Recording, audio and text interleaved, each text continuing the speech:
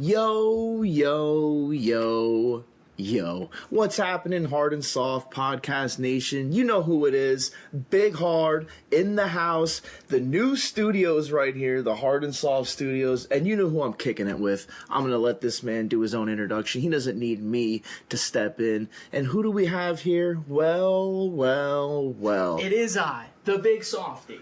The one who truly knows how to make it saucy. And you know I got that big vanilla frosty. And dude, Big Hard, welcome to the Soft Studios. Man, dude. This is the Soft Studios here. It's awesome to be here. Let me see how many gimmicks I can get. Oh, we're gimmicked up here. Coffee. We got the Winged Eagle, the Slurpee cup dropping the elbow. Austin showing off one of his forward maneuvers. You gotta love the Slurpee cup. You can't go wrong. $2 at a convention. Come on, man. Yeah, that was crazy. $2 for a Slurpee cup. That was at Hamburg. I would have spent $30. I know. We got all of them. Yep. And the coffee mug. But yeah, this is our second live together podcast. But Yeah, first in the new Soft Studios. I mean, dude, I spent all morning trying to get this thing ready. yeah, this is in a separate location too, separate building. You know, we had to go underneath through a train station to get here. You know, but we're here, baby, and we're here to talk some wrestling. You know, some current stuff going on. You know, what's going on in the current state of wrestling. Yeah, we got some good topics to cover. Just gonna kind of roll off the cuff. I mean, one of the biggest things in wrestling right now is Adam Copeland, AEW. We love Adam. Now we got Adam Copeland, Adam Cole, Adam Page. Yeah. I mean, we just need one more Adam, and we got four. I don't know what's going on, but yeah, it's great to see him back. Huge news there. It kind of sucks as we got the Taker beach towel here. Dude, it sucks how up to date, and we'll get into how I hate the newsletter and of course Seltzer is he's actually in the basement of the Soft Studios right now, mac and cheesing it up. Hey Mom, can I get another bowl of mac and cheese? But I love the days of the surprise. Like now it's like we knew Edge was coming back. Yeah, and you know what? When they it's like you knew a week before. Like everyone's like, oh, we're gonna get it, but it's like, remember the days where you just got surprised? Yeah, I mean, everybody kind of thought it was gonna happen. I didn't know I wasn't 100% sure. Like maybe Edge is just gonna retire, but you know, once they were announcing that Wrestle Dream, and like once you saw Christian and Darby Allin is the main event. You knew. I mean, okay, there's no other reason for them the main event besides they don't want to have. I'm just going to say Edge come back in the middle of the show. Right. For this big... Yeah, no, they're going to have him come back at the end. I feel like they could have maybe done it a little bit better, but it was pretty damn cool. I mean, coming out, helping Sting, you know, turning his back on I mean, Nick Wayne, really, why is he any part of a main event anywhere? I mean, I don't know. If you're going to consider Roderick Strong or Nick Wayne as a main event... Please don't do that on the 25th of October for Dynamite. No, don't even have Nick Wayne on there. But, yeah, it's definitely cool to see him there. I mean, there's definitely going to be a lot of cool matches he can do here. Yeah, I mean, I'll say this. AEW does debuts well. Yeah, I mean, they do. If you look back, you know, Bryan Danielson comes back right after Adam Cole debuts, or, you know, that was a cool moment. AEW does good debuts. It's their track record leaves some room for improvement on, you know, how they continue on. We'll see with Edge or what he does in AEW, but it was definitely a big moment. He comes out to his wife Beth Phoenix. Yeah, you thought you knew him, and then he comes out to pretty cool that he got the theme, the original theme song, Metalingus or whatever it is. I will say he probably was like a little weirded out when the pyro's going off and he looks to the right and no one's in the crowd to the right side of the arena. He's probably like, we got to fix that. Hopefully we do. Yeah, I mean, he had a pretty good showing on Dynamite the other night too. Through that interview up there, talk about the people that he wants to wrestle. So I'm excited to see where it goes. I don't have high expectations, so maybe they'll blow us out of the park then. You know, with set yourself up low. So whatever happens is going to be good. I definitely see them having a singles match, Christian and Edge, probably at the next pay-per-view because it's like about a month and a half away, so they can kind of do that. And then I think they're going to end up going back as a team, and they'll end their careers together. I mean, it's not going to be Edge and Chris. I guess it's Adam and Jay. I don't know. Uncle Jay. Yeah, Adam and Uncle Jay, which is cool. But, you know, to be honest, I mean, I don't really need Edge on TV to make me want to watch. Like, it doesn't really make me like, oh, I gotta watch on Wednesday night because Edge is there. Especially he's going against Luchasaurus in his first match. So well, to me, it's, and we'll get into it, right? Like the whole Punk drama, that'll be the main part of this podcast because we're big Punk fans. We're Pepsi Phil guys. Oh, I love Pepsi. But it definitely, Wrestle Dream did seem like a step in the right direction, at least to get away from what happened at Wembley. Yeah, no, they definitely had a good show. Great matches. I think the money is, and I don't want to come across in this podcast like I'm hating AEW. I want AEW to succeed. I don't want to go back to the PG days of WWE being the only thing. I'm watching Total Divas with Kate. I'm the softie, okay? So lay off. But and every episode I'm like, man, it's a good show, but what a bad time in wrestling that was. Oh, God, yeah. Yeah, so Cena was a good heel on that show. Yeah, put the laundry in the right spot. Right? I don't want wrestling to be... I want AEW to succeed. And I think what frustrates me the most is there's little tweaks to the product that could fill the arenas that they don't do. And like we'll get into the Buckaroos, and they don't have... I don't think they have respect for the business, and that pisses me off as a wrestling fan. Like, I want wrestling to be as best as it could because of really them, Punk left, and Punk is a strong-minded guy, so I'm sure it was a little 50-50, but they're taking, victory laps around their collision ring with no one watching. Like, you're happy about this, dude? Like, you guys, first, we'll get into it, but I think they don't respect the business, and like, they really think they're transforming wrestling, and it's like, yeah, you're transforming it into 40 people being at your shows, and that's not cool. Like, I have no... To me, they're the ones shitting on wrestling. Yeah, they don't make me want to watch. That's for sure. I'll tune out during a Young Bucks match. I mean, and hey, they can do great moves. They're great with in-ring stuff like that. Done? But everything, it's just everything looks just so planned out. Well, I guess technically, what have they done? They're less relevant than they were in Ring of Honor. Yeah, and in 2019, they were like the next up and coming. Why are they the Ring of Honor tag, or what are they, the Trios champs? The Ring of Honor Trios champs? I mean, why? I don't understand why they have Ring of Honor titles. It's AEW.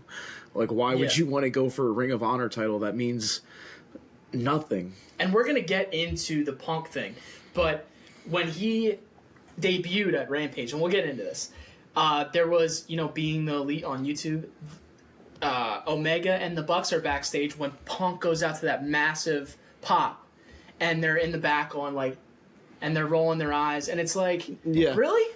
Like, you should be happy. Yeah, but they want to be like the top guys, and I understand that they started it, but make your show the best it could be, and they don't want to do that. They want to keep everything contained, and it's like the Click all over again. But at least the Click drew numbers, and they did great moments. Yeah, no, there's no... They don't do anything. They just, do nothing. No, there's no build-up to their matches. And honestly, they started AEW with Kenny Omega, and guess what the other big name is that was basically the driving force?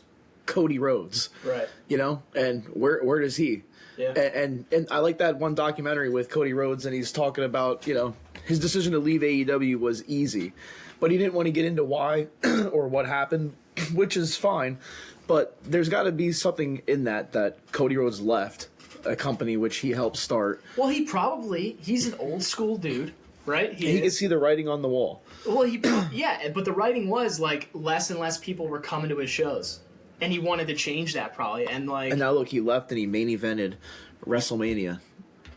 In the second year he was back in WWE, and the first year he debuted back at WrestleMania versus Seth Rollins, and I mean, to a huge crowd ovation, right? And Cody Rhodes, he is the man right now. Yeah. You know what I mean? And I'd like to pick apart some of his in-ring stuff, and not that I can't do any of it, but it's some of the moves, they're very repetitive and stuff like that, but Cody's awesome, man. He's got the crowd in the palm of his hands, and I'm glad he left. And, so CM Punk left, they brought in Edge, which is which is great. They needed somebody like that, and I think Edge was definitely going to help. Maybe not even more so on TV, but more so behind the scenes. I hope so. Maybe he can get through to some people. Maybe people will actually respect his opinions and stuff. So I don't know. I hope so. I wouldn't say that the Young Bucks really care what anybody has to say. Well, I think, and we'll get into I keep saying this, what a fumble it was from Tony Khan to this whole Punk thing. It's all on him. It is. It really is. But Adam Copeland, whatever you want to call him, has a year left in wrestling? So the money is not in the Bryan Danielsons of the world and the Edges. It's in who they can give the rub to and develop, and make them, other people around them, better stars. And I'll say this, I like the story that they're telling with Edge and Christian, but then they're bringing Luchasaurus and Nick Wayne. At least he does the turn on Darby. There's some story there. I can get with stuff like that. So I'm excited to see where that goes. At least there's some kind of build up.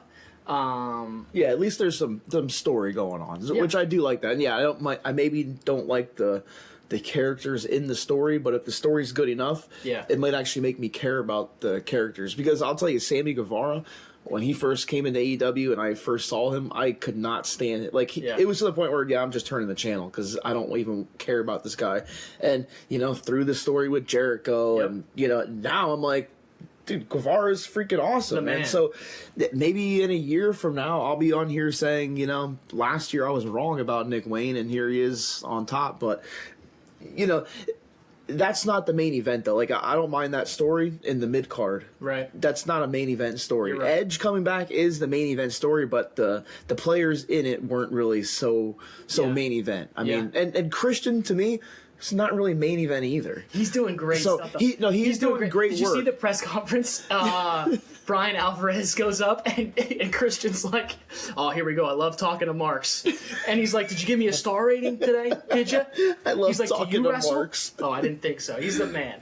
So he's doing some good stuff, man. Well, hey, at least there's story. Yeah, no, there is a good story. It's not just Nick Wayne versus AR Fox in the opening, and it's just like you turn the channel to the Phillies playing in the playoffs because you're like, what the hell? It's like, at least your story. And who even cares about the Phillies? So, no, I'm just kidding. But hey, let's switch over. We're talking about recent stuff. WWE is actually kind of hot right now, too. We got a lot of competition going on. This week on Dynamite, it's going to be on Tuesday. And NXT's on Tuesday, so... Dude, did you see NXT's last pay-per-view? It was actually pretty damn good. I might have to start watching NXT. Dude. If you just watch the pay-per-views and stuff... Is? Yeah.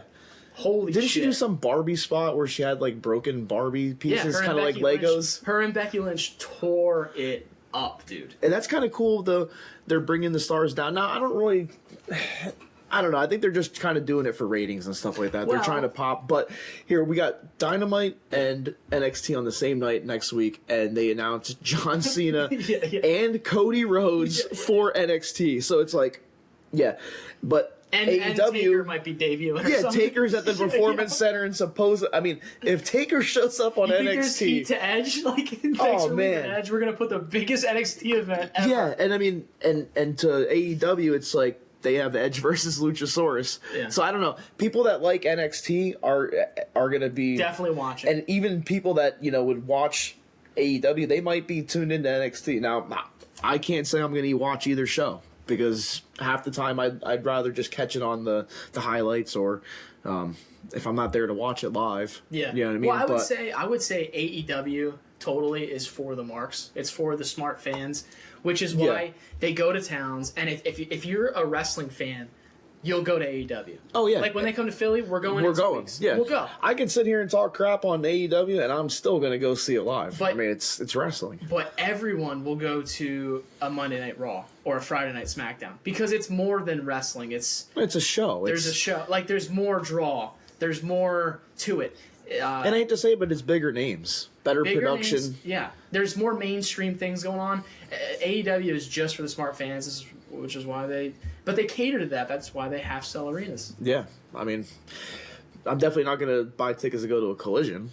But, you know, I'll stick around and watch Rampage, I guess, get you a after Collision Dynamite. shirt, man. Yeah, I want a Collision shirt. But this Saturday, too, or actually not this Saturday, tonight, airing live, we have WWE Fastlane. Yeah. So we didn't really talk much about it. I haven't really been following up on this card here. Let me sip out of my table. The Seth Rollins and Shinsuke Nakamura thing has been pretty decent, so I'm kind of excited to see this last man standing match. I think that should be a good match.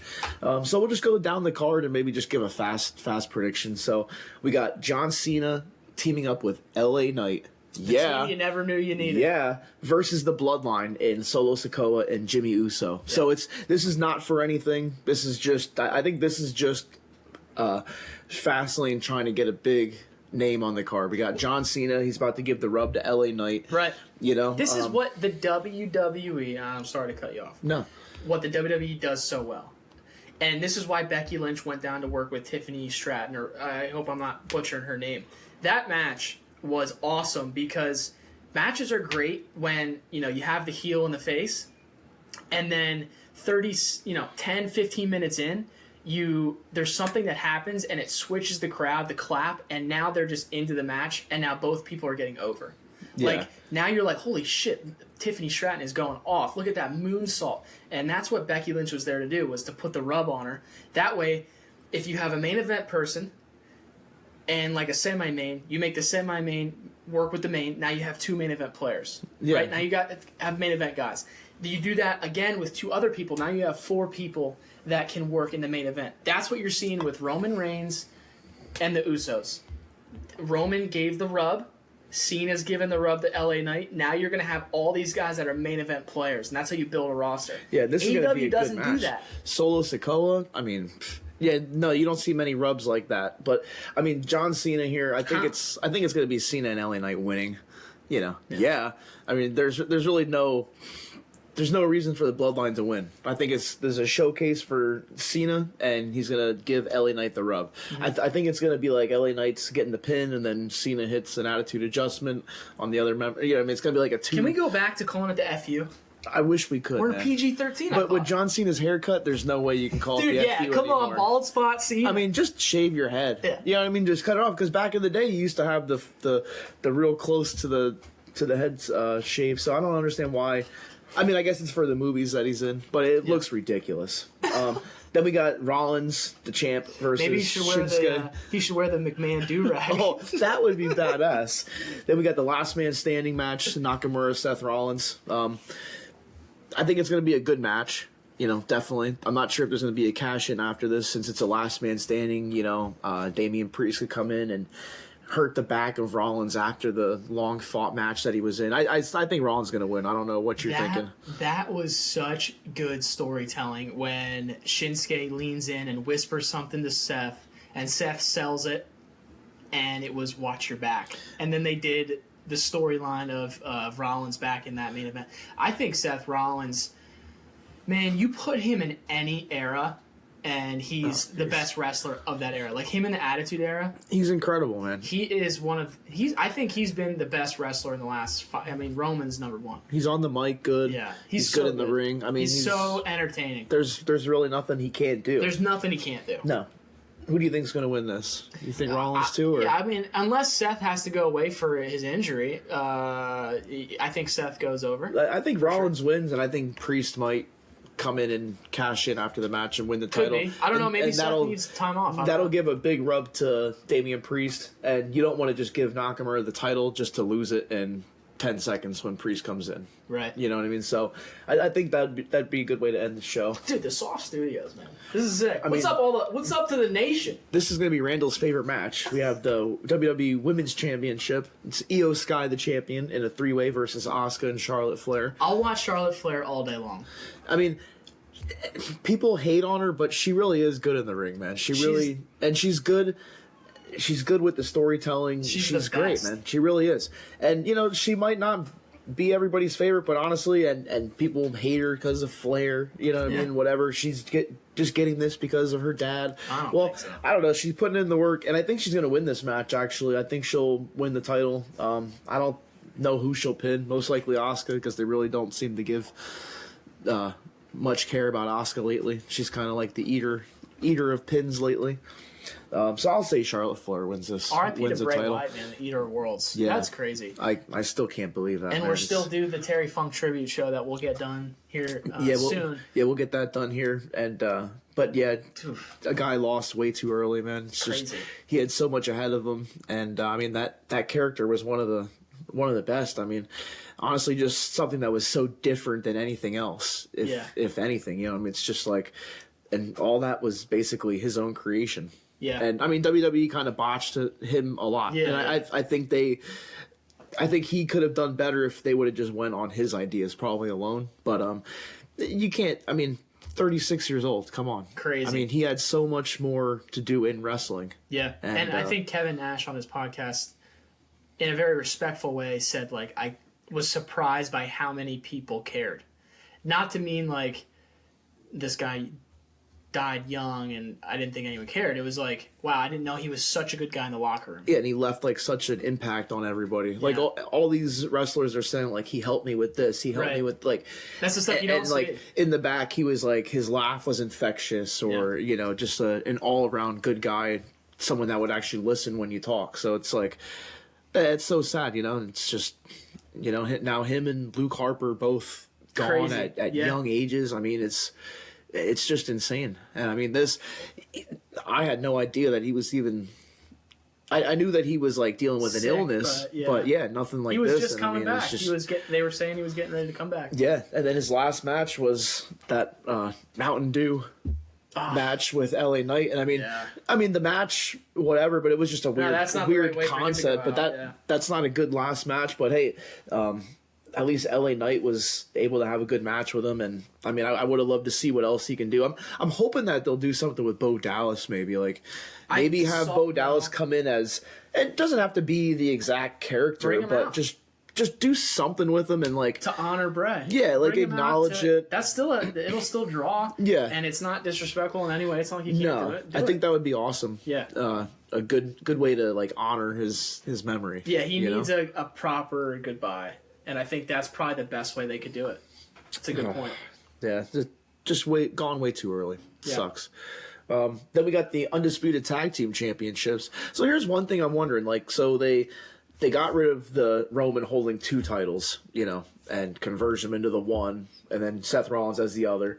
So with the Tag Championships, are they going to do this ever, or are they just going to carry around the red and blue titles forever? I mean, I don't really like those titles anyway. So just get rid of those and make a new undisputed. Yeah, I don't like the look. Tag titles where you don't need a tag title for Raw and SmackDown. Just one tag title for both brands. That's it. And you go back and forth. Yeah. You know what I mean? Or, you know, you're defending it at pay-per-views or, you know, we don't need. You're carrying 2 guys have 4 belts. I like that look, though. It is a cool look, but then you got Damian Priest. He's got the briefcase. He's got 2 belts. How many more? Does he have more gimmicks on him than we have on the Hard&Soft table right here? I think so. I'm not sure. But we got Damian Priest and Finn Balor, the champs, and they're going against Cody Rhodes and Jey Uso. So here's my only gripe about this. It's like Jey Uso came over to Raw to be a singles wrestler. His first match on a pay-per-view on the Raw brand is a tag match for the titles with Cody Rhodes. Like, what happens if him and Cody win the titles? Then what?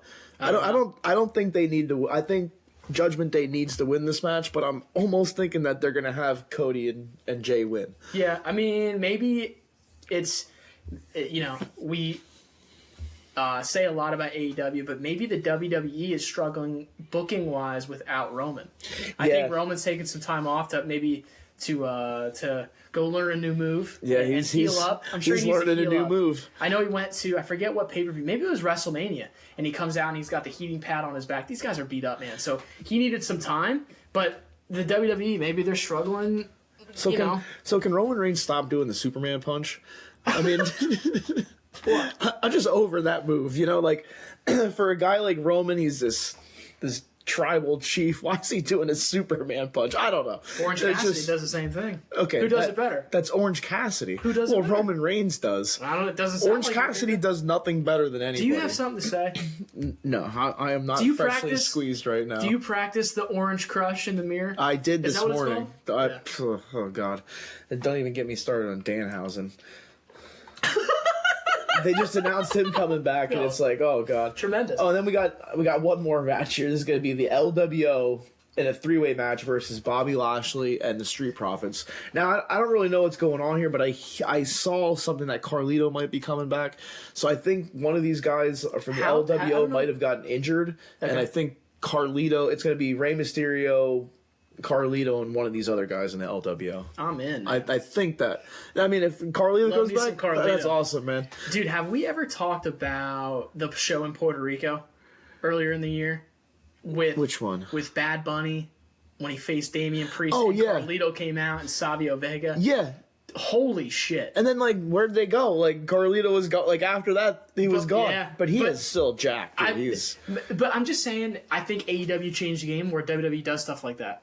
Back in the day, in the PG era, you wouldn't just see Carlito show up for one shot. Yeah, they're trying to get that big moments. Yeah, they need it. Dude, Bad Bunny coming out to that crazy pop in Puerto Rico, the fans, and then the match was fucking good. Yeah, Bad Bunny actually put on a good match, which is, I mean, surprising. Him and Logan Paul are like the two people that I hate them, but in the ring they actually put in the work. So you can't even hate them. Like it's hard to hate them. I think Lashley and the Street Profits win this match just because it's fuck Lashley. I mean, yeah. You don't see any Lashley gimmicks up here. But there is one gimmick that we got to get into. Oh, hold on. Where's my document? Here we go. Technical difficulties here from the big hard. We're about to get into the meat and potatoes here. The meat and potatoes of what we're here to talk about. We've let it simmer down and see what was going to unfold so far with the CM Punk situation.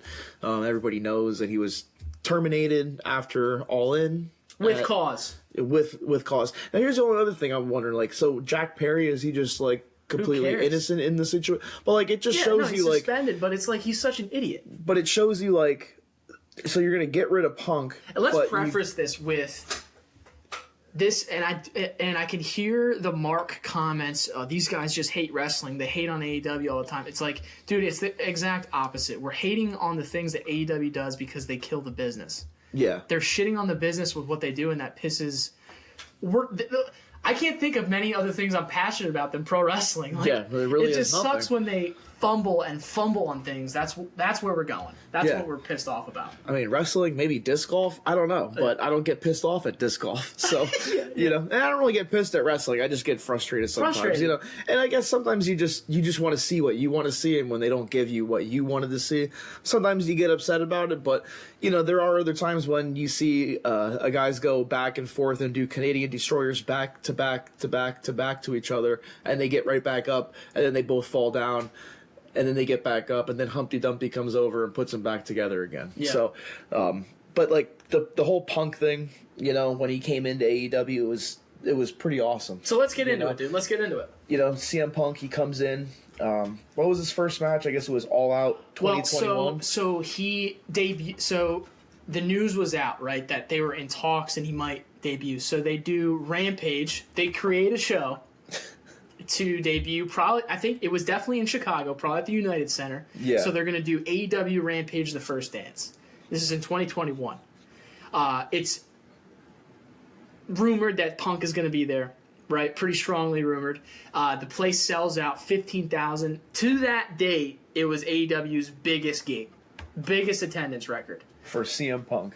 With the hope of CM Punk. With the hope of CM Punk. He wasn't even truly announced. And this guy, after 7 years, you never thought you'd see Punk back in wrestling again because it was the WWE or nothing. So everything that happened with the WWE and him, and Tony Khan brings him in and finds out how to do it, pay him a bunch of money. Here he comes, right? So Punk comes out now. Massive moment again. AEW does debuts tremendously. Oh yeah, couldn't have gone better. But of course, if you are a subscriber. Of course, you're a subscriber to the Hard&Soft Pro Wrestling Podcast. Oh, but if you're a subscriber to Being the Elite with Omega and the Buckaroos, hashtag Jim Cornette. God damn it. Double cheese. Double onion. Punk debuts. It's a great moment. And they're back there yawning and rolling their eyes because a bigger star is coming into their company that they created, and they don't like it. Yeah, which is crazy because, I mean, you just sold 15,000 seats. The place is going crazy. This is only going to help you. So why would you be against it? Well, for one reason, because they want to be the top people in the company. Right. They want to be the go-to, the be-all, the end-all. Which is bullshit.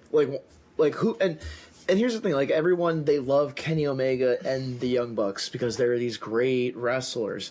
Well, I can get behind Kenny Omega being a great wrestler. He is. Okay, I can really get behind that. And I'm not a Kenny Omega fan. Think of what he's doing with Jericho now. Like, he's entertaining. He is. He really is. But the Young Bucks, to me, just are not. What do they do? And I mean, I don't. They have a move called the Meltzer Driver. They dedicated a move to Dave Meltzer, who is one of the worst things that ever happened to pro wrestling ever. The whole Punk thing is proving that right. Yeah, and because half of this shit was just blown out of proportion because the Bucks and all the fucking stooges they backstage talked to Meltzer. go right to the fucking Observer. Yeah, and Meltzer, he ruined a lot of Softie's things in wrestling throughout the years too. I mean, he literally puts people on blast for no reason, or just because he wants to, or wants to create a narrative that, and I get it, he has these star systems, and you don't have to go by the star systems, but he also goes and knowingly lies about things just to try to create a narrative. Shit. Yeah, he's just stirring it up, and he's not like, I love Bruce Pritchard. It's like he's never been in the wrestling business, and like Conrad will defend him, and it's like he's never been in the he's never had to do anything in the wrestling business, but he thinks he can critique everything, and he's so right. Yeah, but yeah. I mean, enough about Meltzer, but yeah, the Bucks. I mean, what have they ever done? I don't know what they wrestled in Rancho Cucamonga, in a bingo hall, basically the same thing as Q-Mart wrestling, and they had 200 loyal fans that came every month, just like Q-Mart wrestling has. Almost any independent wrestling show has, if they're anything good. I mean, big deal. Yeah, you guys are nobodies. You know what I mean? And you got lucky because I don't even know why. I don't even know why wrestlers and like old school guys even think that these guys are even anything good. Maybe they're just trying not to talk negative. They built a name on independence on fake wrestling. And they do fake wrestling in a fake wrestling business. But there's nothing wrong with their style of wrestling at an independent wrestling show. If you're going to an independent wrestling show, that's what you see. You're a wrestling fan. Wrestling fans are not like the dad that used to watch wrestling back in the day is not going to bring his wife and kids to buy Cena t-shirts to an independent show. It's not the same thing. No. Independent shows, you can do whatever you want. You can have fun out there. And they're all wrestling fans. They've watched millions of hours of this stuff. Yeah, so they want to see this wrestling. You know what I mean? They're not changing the game by making it mainstream or trying to, or bringing it to a new product. Yeah, your new product has been going on since the 40s. It's independent wrestling. It's not new. The funny thing is, Hogan would do the thing and the test of strength and it would go global. You didn't think Flair and Steamboat were tearing it up at smaller shows back in the day? But they could transition into making it...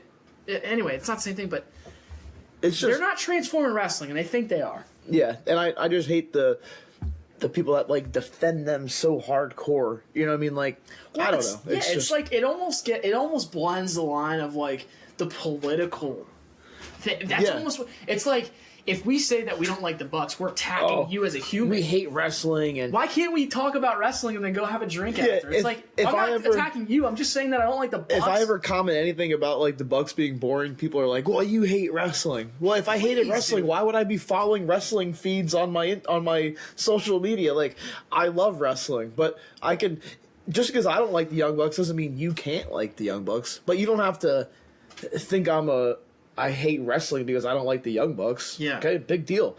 I probably like tag teams, or I like wrestling things that you don't like either. You know what I mean? So I love all things wrestling, but I don't want to see 15 super kicks in 20 seconds. I don't even draw fans. I don't even see that many super kicks on independent shows. Their whole thing, the super kick party, you're basically shitting on HBK. And I guarantee HBK is your wrestler's favorite wrestler. Yeah. So you're shitting on the business. They grew up loving HBK, and now they shit on him for a career. That's their thing, but it's like... But anyway, to get back on the Punk topic, you know, when we bring up the Young Bucks, then we start getting pissed. We're all white hot here, so whatever. Let me simmer down. But I mean, let me drop an elbow. So Punk did come back, and I mean, he came back to a huge ovation. You know, everyone wants to see Punk back.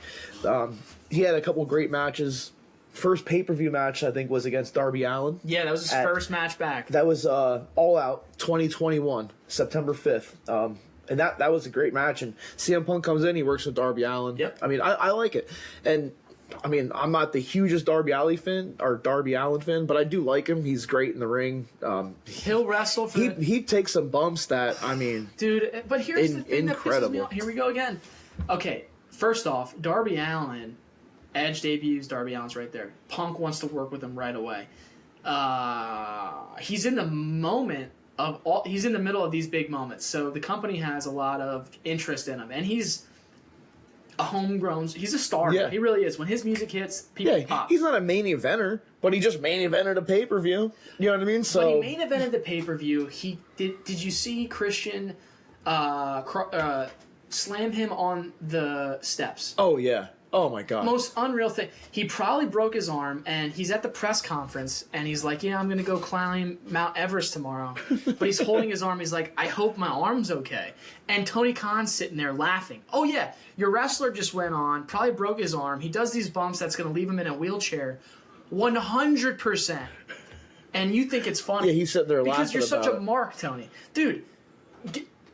Sit him down and say, "Don't do these crazy bumps. You're gonna grow up and be paralyzed." Well, that's Tony Khan for you. I mean, the other day he was dancing. Drop guys on their head, and Moxley's hurt now, and Tony Khan loves it. That same night Piece when of Moxley hit his head with that pile driver, he's out there dancing with Danny Garcia, doing his little stupid How pump good's dance. Danny Garcia? He's great. I mean, yeah, the little dance gets him. the little dance. I love it, man. Yeah. I do love that. But I mean, let's Get not control of your locker room, we can do an episode on Tony Khan, but we're not here for Tony Khan. But then, so CM Punk, he has a match against Eddie Kingston at Full Gear. Great build up. 2021, great match. I am definitely not an Eddie Kingston fan, but I'm not really a hater either.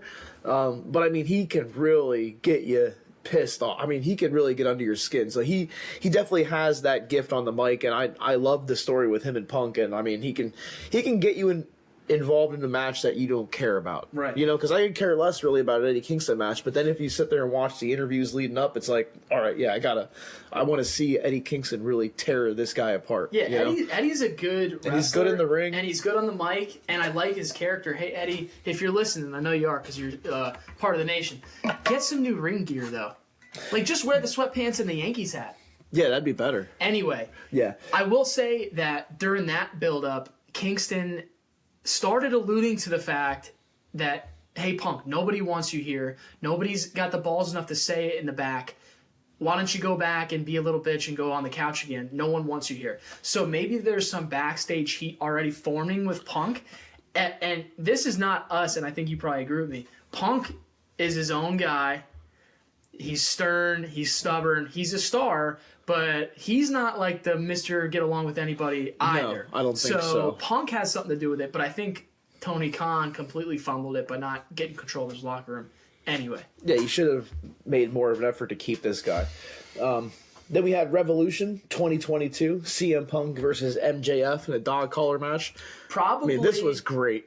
Probably the best storyline of the modern era. Great.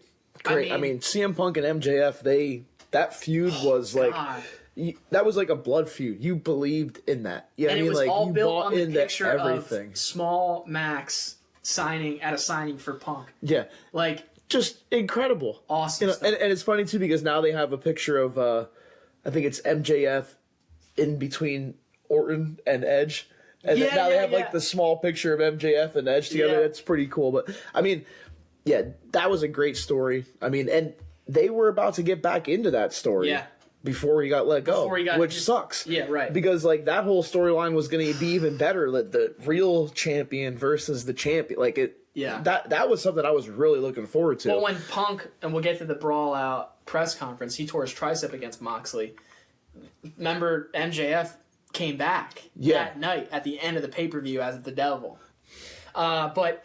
dude, what a story that was. I mean, you had Punk, MJF. It was near Thanksgiving, if you remember them going back and forth on the promo. Punk calls MJF a more famous Miz. Oh, man, that was great. I love that. MJF says he's going to end CM Punk's wrestling career faster than his UFC career. Oh, yeah. I mean, they really went went at it with those promos. Man, it was two of the best at the time. freaking awesome. I love those promos. It was incredible. The match, I mean, this dog collar match was Did insane. they have a match before the dog collar match? I feel like they had to. Well, no, it was Punk and Wardlow. Remember, like MJF wouldn't fight Punk. Okay, yeah. So I think. then, but they get to weeks leading up to the dog collar, and Punk is like, maybe I'm the bad guy. Wears the white T-shirt, and Max gives him the hug. And then he stabs him in the back because he's the devil. Oh yeah. And he says the line, "The greatest thing the devil ever did was making you believe that he didn't exist," which Punk said in Ring of Honor years ago. And then he bloodies Punk up and hangs him by the chain. And then Punk comes out, pulls out the picture, and says, and then pulls out the dog collar. So that was just great storytelling. Phenomenal. I mean, that got 4.75 stars from Seltzer. So he also enjoyed that match. I mean, there's one thing that you can keep seeing in the notes here, that all of his matches by Meltzer, the lowest one he got was a 3.5 star match. Well, it's because he was in AEW. Well, that's true. But he did. Punk is no stranger to the 5-star match. Like, no, he got great ratings. I mean, it was WWE too. him and Cena was 5-star, right? It was Money 4. in the Bank. 5. That's 4.5. Okay. But Kurt Angle never got a 5-star match. Yeah, well, Kurt Angle sucks, I guess. Yeah. Then we had the AEW Double or Nothing. This was CM Punk defeating Adam Hangman Page, and this was right around the time when things were really getting bad. Yep. I mean, isn't this around the Where time are we at? when 22 May? this is 20? Okay. 22 May 29th. Yep. Then the next pay-per-view was All Out 2022. Right. Punk defeating Moxley, and that's when Moxley won the AEW World Championship. And Punk the same won it night back. that he tore his tricep, right? That was the same night. So Moxley was the champ, and Punk defeats him, so there's that title change, and then Punk tore his tricep in the match. And then that's when we had the media scrum. So here we go. Brawl out. Right? I mean, and I don't know. Right in front of Tony Khan. And before we even start, Tony Khan could have shut this down at any moment. Mm-hmm. Okay? 100%. He could have just stopped it. There was no reason, and he just sat there and looked like a stupid mark the whole time. And that's why I almost thought that this whole thing is like a work, because So did I. why are you letting him go off like that? I mean, just cut it. You don't have to make it like just cut the cameras, cut the feed. That's it. Hey Phil, stop. Get out. Hey Phil, you're done. Yeah. You know what I mean? Enough's Because enough. he let CM Punk make Tony Khan look like an idiot. Yeah. And anybody that sees it the opposite way is a dumbass. Because Punk is in the wrong for saying all the stuff that he did. He shouldn't have. Dude? He should have done it in a different. What we don't see. He shouldn't have done it in the public. You're right. That's the thing. But Tony Khan had every chance to shut it down, and he didn't. All he kept doing was saying, "Yeah, Phil. Hey, drink your drinks, Phil." And then he's sipping on the long ass seltzer. Like sucking on it like a baby bottle. Like it was just kind of ridiculous. I mean, but what we don't see, Big Hard, is for weeks and weeks and weeks, the Elite or the backstage stooges were going to Meltzer and going to these newsletters and saying Punk is trying to get Colt Cabana fired. Yeah. And spreading this hate to Punk, where it's like weeks and weeks and weeks of Punk hearing about this, and he finally exploded, man. And listen, who cares about Colt Cabana? Well, I mean, really, like you're. It's just like sticking up for your friends, right? It's just this is what it is. It's like these guys are sticking up for Colt Cabana. Oh, you try to get him fired. He's bringing in all this business for you. He's making you guys money. EVPs, aren't you getting any more money when you're getting more ratings, more ticket sales, more merch sales? They don't give a shit about that. I don't think they care. They just care about their small niche of group friends. And I'm not saying anything bad about Colt Cabana, but all I'm saying is you're going to have drama over Colt Cabana. You think CM Punk is really sitting there trying to get Colt Cabana fired? I'm sure he could give two craps whether Colt Cabana is there or not. They don't like each other. But just because they're in the same company doesn't mean they have to be in the same area. CM Punk is a main eventer. Colt Cabana is on Dark. Yeah. And Collision. Yeah. You know what I mean? So there doesn't have to be any interaction. So I just hate that. That's like they're just trying to stir up stuff for no reason. So right here, when Khan is hearing about these, because he comments a bunch of bullshit before this and is like, doesn't go into it. But it's like, if you know, because you read the newsletters, Tony, you're probably the one telling them all this shit. He's in the basement with them. Yeah. Bring them together and say, Kenny, Bucks, sit the fuck down. Punk, sit down. You're my top guy. You guys started the company. Having you all is great for business. Yeah. Make it work. The Dudleys went on, Bubba Ray went on Busted Open and said, Vince back in the day. Now, Vince makes mistakes so Tony's new to this too, so maybe there's some leeway. I don't know. But Vince back in the day, if there was a problem in the locker room, he'd sit you down and sit the other guy down. He'd say, here's my problem. You guys are causing shit. I don't want to spend time on this. And knock it off. Knock it off. Do you guys have a problem? And they'd say, no, sir, boss. We're all good. Done. Yeah. You want to work for me? I think it's basically the elite just want to go back to a bingo hall in Rancho Cucamonga and be the top guys in front of 200 people, and that's fine. Then go, because then they had the Hangman talking about how workers' rights. No one's taking any advice and workers' rights, and why wouldn't you take some advice from CM Punk? I mean, why would you brush him off if he's trying to help you out? Like we were saying earlier, like Darby Allin, he's there, he's sucking up any type of thing he can with from Sting. From Punk. You think he doesn't listen to Sting? You think he doesn't listen to Edge when he comes in? Yeah, and do these guys not respect Sting and Edge? Like, is that the same? Like, I hope that Edge doesn't have the same thing happen. I mean, it doesn't look like Christian has that, but Christian's not a. I think it's they look at these big stars. That's their problem. So like Edge is a big star. CM Punk is a big star.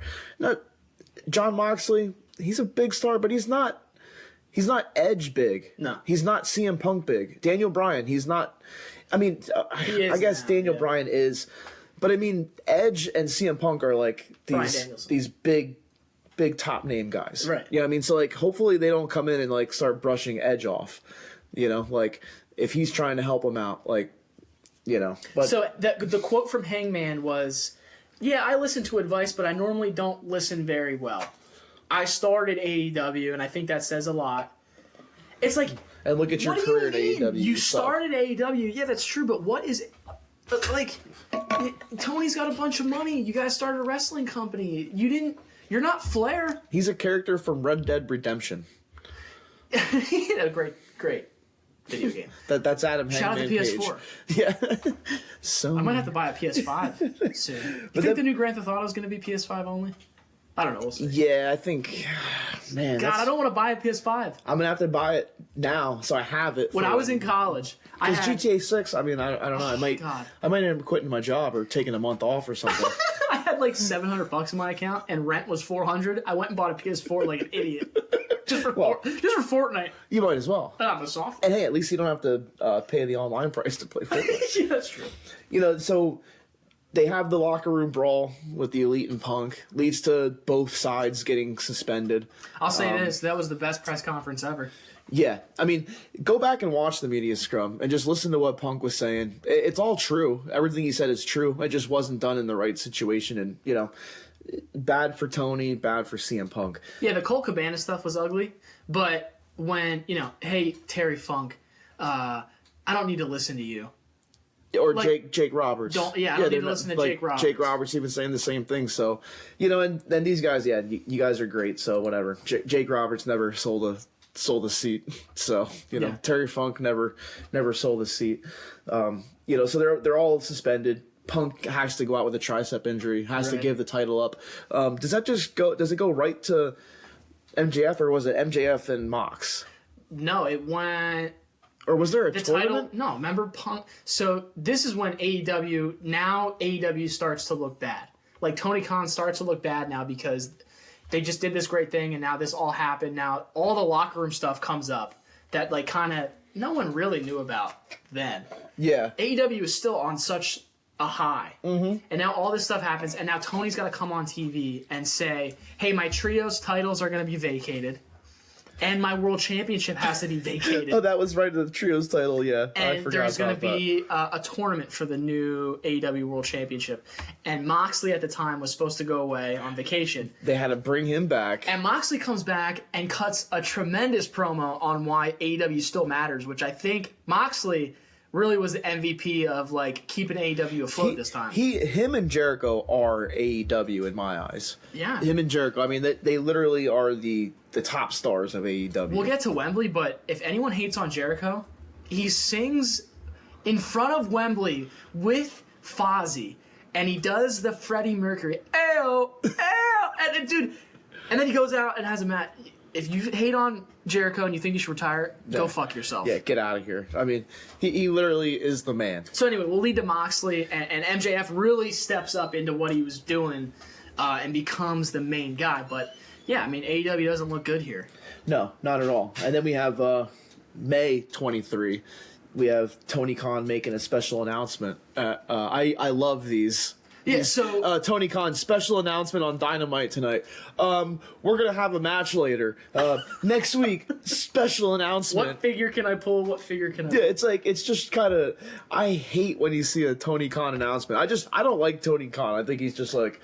But hey, whatever. He's got money to do it. Well, his dad's got the money to do it, so whatever. But so his special announcement is that they're creating Collision to basically be around CM Punk, and that I kind of thought was stupid in itself. So you're making a show that the Elite's not going to be on, but CM Punk's going to be on. Like, did you really create a show to keep the two people apart? Like, everybody wants to see the match between them. I know. And now you create a show, a wrestling show on Saturday night. Now, back in the day, that was the big time. But who's home on a Saturday night to watch wrestling? I don't know. Not that many people. I mean, and for me, like, I'm not going to even record Collision because it's not even worth me going back and watching. I don't know. Maybe to see CM Punk, but rather than you're not going to loop me in to watching wrestling every Saturday night just because CM Punk's on the TV. So Kenny Omega comes back. They're unsuspended. Punk's still out with a tricep thing. Omega makes some comment that the locker room feels different. Like, without them, there's more hate in the locker room. I think, remember, who's Ric Flair's son-in-law? Andrade got a fight with Sammy Guevara around that time, and, like, the locker room was kind of crumbling. So Omega sees it, that his locker room's different. Ooh. Rather than Tony Khan taking control and sitting them all down and say, Punk, Omega, we're doing this show in Wembley. That was the match. You guys could draw the biggest crowd in professional wrestling. I need you guys to get the fuck along and respect each other in the ring. Yeah, yes, that was sir. the match. You don't think they would do that? Rather than squash it and be a boss. Let's create a new show. Let me create a new show so I can just have Phil. And it was such bullshit. So here's what I'm wondering. So now AEW has Dynamite on Wednesday, Rampage on Friday, that no one watches, Collision on Saturday, that no one watches. Then they also have Elevation and Dark. No, they got rid of on that. YouTube. I think they. Oh, do they? I don't know, but I'm just saying, like, probably draws numbers. And this isn't even a hate on AEW because I feel like WWE has too many nights of wrestling. They have Monday, Tuesday, and Friday. But here's the thing. At least on Tuesday, it's like basically a completely different show. Mondays and Fridays, I mean, they try to say the brand differential, but I mean, they're both on the same shows. But there's not enough AEW to have 3 nights of a wrestling show. They should have just made Rampage Punk specific instead of adding Collision. I don't get that. Rampage is taped right after Dynamite, and for Punk and the Elite to be in the same locker room, it's going to create problems. Oh my goodness, God forbid. Just step in.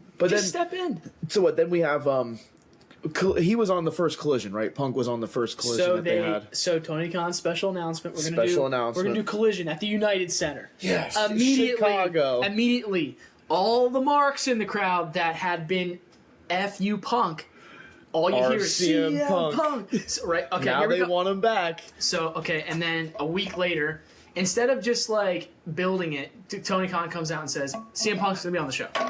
CM Punk's coming back to Collision. Here we go."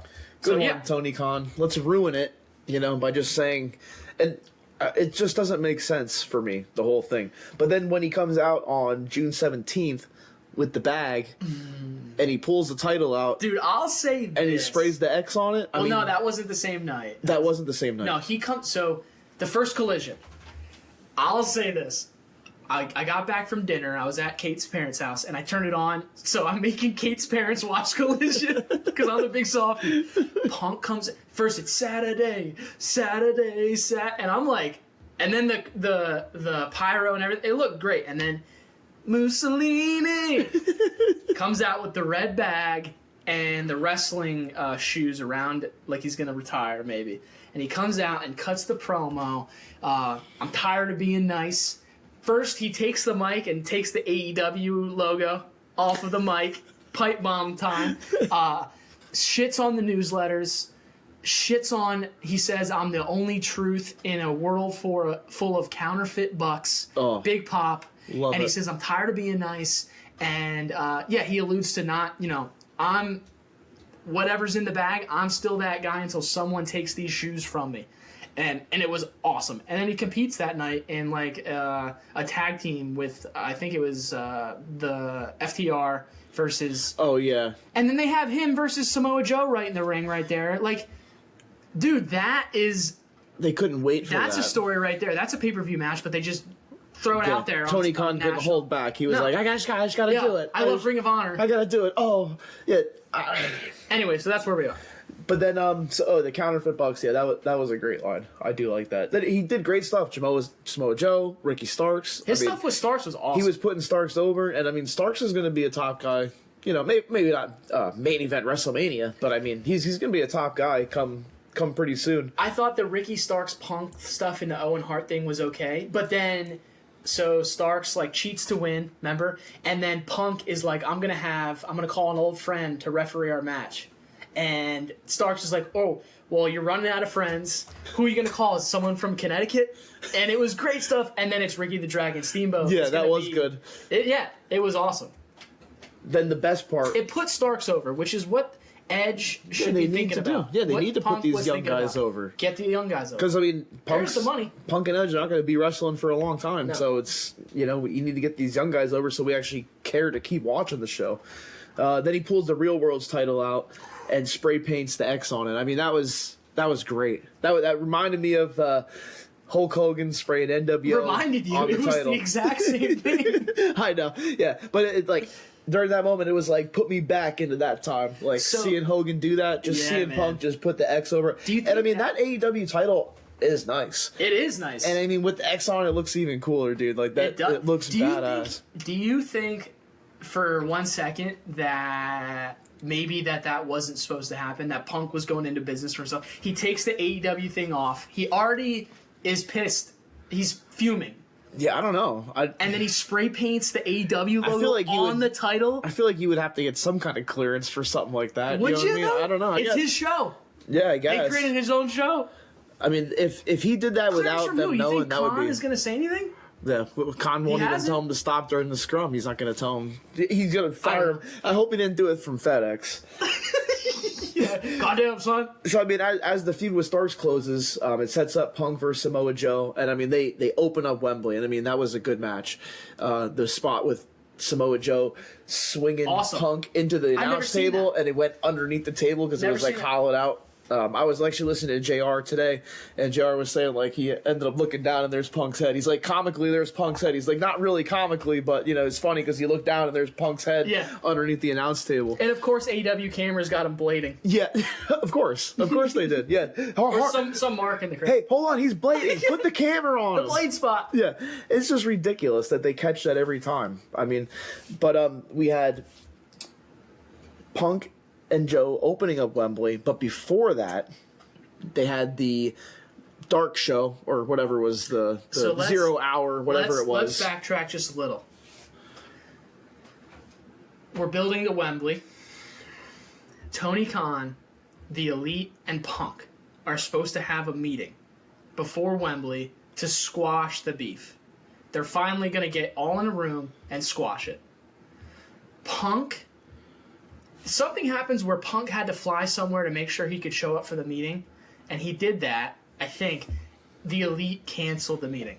Yeah, because they were saying, "Oh, we're not going to do it unless there's 6 months of like no issues. We need 6 months of no issues, and then we'll meet with Punk." Like, who are you? Like, this just like what kind of like? That's like sounds like something you do in middle school with someone. Like, I'm not talking to you until you're nice to me for a full week or something like that. Like, really? And then so with them saying that, then they go and create issues so that the 6 months will never. Yeah, because Punk's like, why am I working with kids? Yeah, which is basically. And my boss is a kid. That is a kid thing, and that is even reported, I think, in the newsletter about them saying that they wanted, it was either 60 days or 6 months of no issues. Brutal. With Punk. I mean, and that's just babyish. You know what I mean? Which is the reason why we hate on the Young Bucks. I mean, for them to even say that out loud, and for the dirt sheets and the fanboys to even say, like, yeah, they were going to give him a chance, but Punk just couldn't keep himself like, are you serious? That's such. It sounds like that the guys we stupid. sat next to at Dynamite a couple years ago. Yeah, we won't get into that, but that's exactly what it is. Oh my god! Those are the fans that think like that they know wrestling because they watch New Japan. Well, good for you. Look at this winged eagle right here, baby. The winged eagle's great, dude. But so like all that, and then this leads up to the whole Jack Perry thing. Where before that, Chris. So you have the meeting that's supposed to happen that Punk is in on, and then it gets canceled. So Punk, strong-headed guy, stubborn guy, doesn't get along with everyone. He's not everyone's cup of tea, but he loves professional wrestling. And for professional wrestling, he's willing to meet and squash this childish shit. Yeah. Elite cancel it. Then Punk lands in England. And no one picks him up. And the travel agent or whatever that's a huge mark for the Bucks and is like the Bucks' best friend because this is everyone loves each other in this company. We started this, so my friend is the travel agent. Forgets to pick Punk up at the airport. Forgets, or so Punk could it have been planned? Rides the train with a bunch of marks, which I heard was awesome. Oh man, imagine being Wembley. in that train. Punk gets on public transportation to go to Wembley Stadium. CM Punk. The main one of the main guys Punk in is your just company. like laughing at this point? Like, I'm pissed. I'm showing up to Wembley Stadium on a train.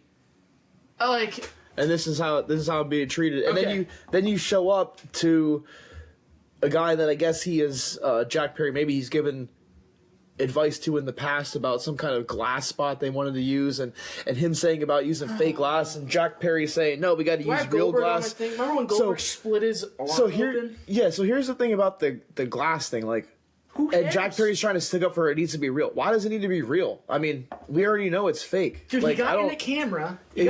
No one knew about it. So, like, if you're at home, you're like, what? I knew nothing about that, and that was real glass. We're wrestling fans. And that was real glass. Who gives a shit? Who are you? That is stupid and petty, and that's a reason why I don't see why Jack Perry is, like, why he's allowed to come back, because he's literally instigating this.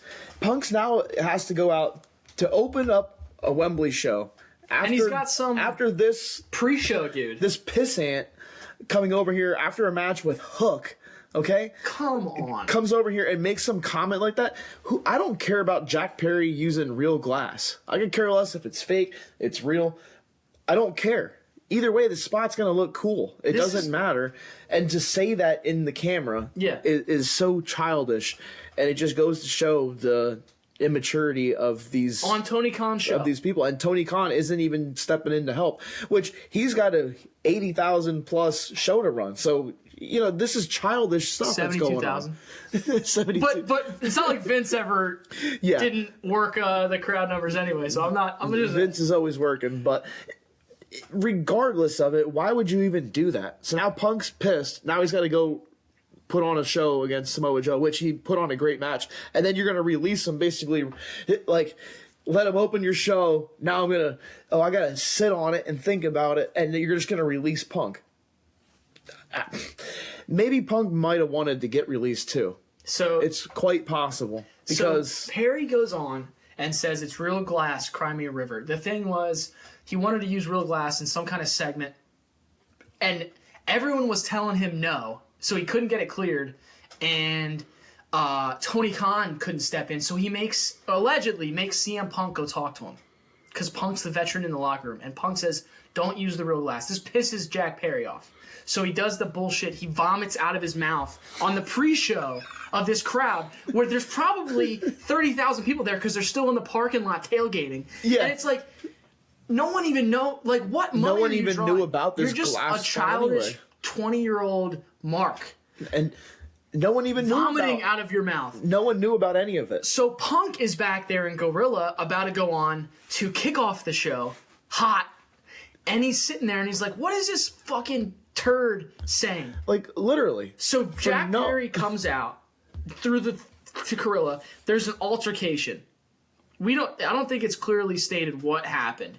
But what is clearly stated is Tony Khan felt fearful for his life. Oh, I like that. Just like Shawn Michaels when he was saying it's an unsafe work environment. Back when Bret Hart ripped a chunk of hair out of his head in the locker room after one of their matches. So you're this rich guy. You've always been rich. You don't like altercation. So you're telling me he was scared for his life. You're in the gorilla position of a professional wrestling with professional wrestlers around you. With professional wrestlers that aren't going to let Punk get at you. Brody Lee got knifed in the shower. Like, this is not like Hollywood. This is not like Sunday school. Yeah. This is professional wrestling. It's not clean. And I beg to differ that he felt threatened of his life over this whole situation. So Punk hooks him and get the fuck out of here, right? And then goes out. And I think before he went through the curtain, he looked back at Tony Khan and said, "Fire me. I'm done." So I think there is legitimacy to what you said about Punk is already gone. So he goes out, they do the show, they have a great match. Punk does the Hogan, he does the Cena thing. At the end, he retains the real World's Championship, and he gives the love signal to the crowd and says goodbye. Yeah, I think he knows. He knows the writing's on the wall. He's done. Yeah, he's got no future at a company of people that are just out to get him. So Tony Khan, the meeting with the elite, the Brawl Out press conference, creating 2 shows, had so many opportunities to put these guys in a fucking room and say, grow up, and never did it. Let this thing go way out of control. There's fights everywhere in the locker room. Yeah, you can't control anything. Off. It's ridiculous. Aleister Black and the House of Black, they were like, they're Punk guys, so they're completely hating on. They hated to be in the same locker room. Apparently, there's all this heat. It's all Tony Khan's fault. And then Tony goes on, makes another special announcement that he has to fire CM Punk with cause to make sure that Punk can't sue the company or something like that. So Tony Khan, who loves professional wrestling, fires CM Punk so we never get the great moments as a fan. It's all because the fucking EVPs that are marks for themselves. All it is. Tony Khan's a mark for those guys. The whole thing sucked. Thank God Cody got out of there because he would have been looped into all this with the EVPs. You know? And you know Cody probably loved all this business. So this is not shitting on AEW. Not at all. We're just shitting on the fact that... It's the opposite, man. It's like... You get control of your company. You have a top star... and you're willing to just let him go because of people in your ear, because you're so infatuated that the elite is your friend. Well, guess what? Yeah. Are they really your friend, or are you just the money man? You are literally the money mark. You are Dave Meltzer with millions of dollars in your pocket. It's true. If Meltzer had your money, he would have started an AEW 20 years ago. All elite years Meltzer ago. Drivers. It's seriously, he is literally a money market. Oh, Tony is this, Tony is that. He's signing your huge paychecks. Like JR is like, oh, Tony Schiavone, oh, Tony. You guys are making millions of dollars. Of course you like Tony Khan. Okay? I would like him too if he's signing my fat paycheck, but he's doing it in the wrong way. He literally closes his eyes and pulls out wrestling figures and makes matches. So you had CM Punk. The match was Punk versus Omega. You could have done it at Wembley. You could have done it before Wembley. You could have done it. They signed the elite to. You could have done it deals. Weeks or months ago. Like really, like Punk.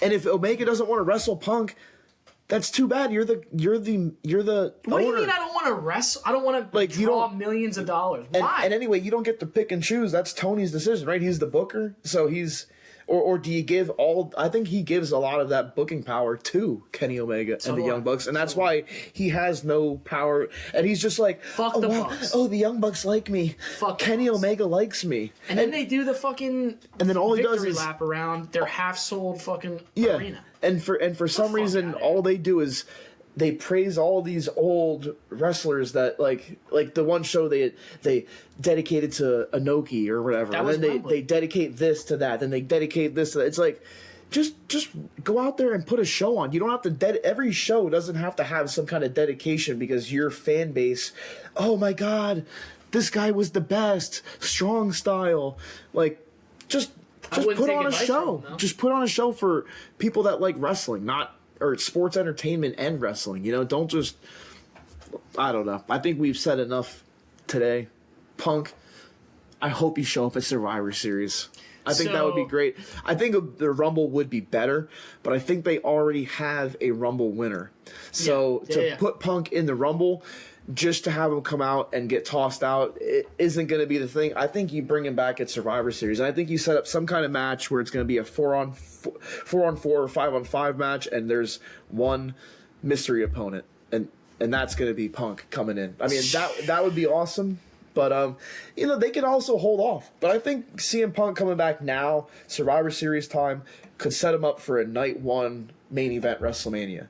You know what I mean? Like he always wanted the main event WrestleMania. Well, CM Punk, Seth Rollins, WrestleMania. So, going forward, okay, like we said, I think Edge coming back, Adam Copeland coming back, it was a step it was almost cleared the air a little bit for me.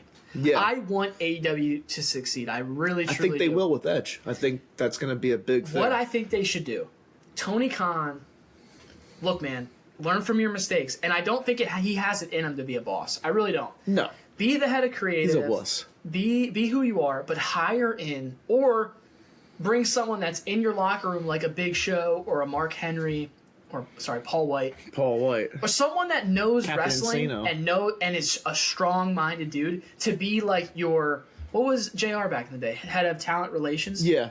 Make them make these decisions. Make them hold the meetings and say, Punk and Omega, get in the fucking room. Don't let everyone control it. Because now that Punk's gone, there should be no problem. Right? There shouldn't be. Going forward, forever now, there should be no issues. Well, the Bucks aren't the tag champs right now, so that's an issue. Oh, there needs to be someone appointed to help Tony Khan get some order in his locker room. And I have the perfect guy for him to hire for head of talent relations. CM Punk. And with that, folks, I mean... Well, hold on. Don't. I gotta get my shit in. That was awesome. I'll be waiting to view that myself because I'm a mark for the Hard&Soft. I'll go home and watch this right when we put it up. So, Punk is in talks with WWE. Apparently, he was in talks way before. He wanted to wrestle Kevin Owens back in the day at some show. Do you think Punk will come to the WWE? I think he will, and I think it's just because this will be the end of his legacy. I mean, I don't think this is the end. This shouldn't be the way Punk's legacy goes out. Well, Punk's shit where he's trying to go back and lay in now because he shit on the WWE. Yeah, but I mean, so did everybody else. And the WWE's not. The WWE fired him on his wedding day. So we don't know all of the details, but Punk is. And maybe he doesn't go back, but if I was Punk, I'd want to. Yeah, I'd want to right this wrong. But he's got to go back, and he's not going to go over.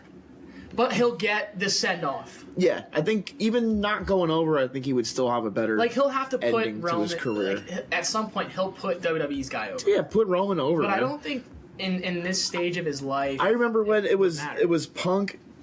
I think it was like Punk and Ryback in like a cage match versus the Shield, and Punk was going to go over, but they were telling him to like make Roman look strong, and he's like, "Why am I going over?" Yeah. Like, Like, so you want me to make him look strong, this huge guy, I'm this small guy, but you want me to go over. My point is, So- Punk will need to go in with the mindset of, I'm going to play ball. Yeah, he can't go I'm to not going to go in and win WWE. the championship. He can't go to WWE and do the backstage crap that happened at No, AEW because no. they'll just get rid of him because Which is rightfully so. Like and there's- WWE doesn't need CM Punk for ratings. They're already going to sell Madison Square, or they're already going to sell Survivor Series out. They're going to sell WrestleMania. They don't need Punk to come Is that in. Caitlin Kelly making an appearance? Shout out to... We don't have a nickname. The Hard&Soft Nation. Studios. Yeah. But yeah, I mean, I think he's going to come back. I mean, let's just get one more match in WWE with Punk. I mean, Punk Cena in a hair versus career match. Yeah. You know, Get rid of Cena's that ball hair spot. or Punk's career. You know what I mean? I think that's the match right there. WrestleMania 40. That was awesome. Night 2 opener. I see it happening. But I mean, this is a great episode. We went pretty long here, guys. Is there something you want to tell everybody? I mean, there's one thing I can't really think of it, but if you're not hard, you're soft. You're damn right. For Life. bang. See you later, Hard Soft Studios.